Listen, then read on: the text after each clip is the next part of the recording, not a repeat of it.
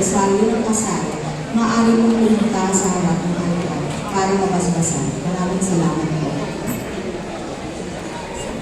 Tayo ay nagpapasalamat, magdarasal para sa mga nagdiriwang sa buhay ko ng Nobyembre. Manalangin tayo. Diyos na sa lilikha, nagpupuri at nagpapasalamat kami sa iyo para sa pumunta to, Rubio. Tingin mo panalangin itong mga gumukulita, ang iyong mga anak na may kalawan sa buong ito ng Nobyembre.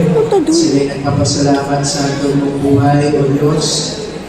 Biyaya ng pamilya, pag-ibig at kaibigan, pagpalain mo sila Kita mag-greet na happy birthday mo. na pananahan sa kanilang mga puso at tukupin sa iyong pagmamahal upang matamasa nilang mga darating na mga masasayang taon at gayon din ang mga may mag-asawang may anibersaryo ng kasal.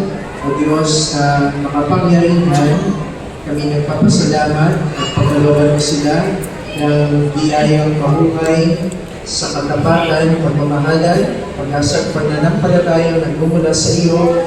Hinihiling namin ito sa pamamagitan ni Yesu Kristo, kasama ng Espiritu Santo, magpahal sa walang hanggan. Amen. Maging mula sila, palakpakan. Birthday! Ang kasama ng anibersaryo. Ikaw ang birthday mo. Ayun.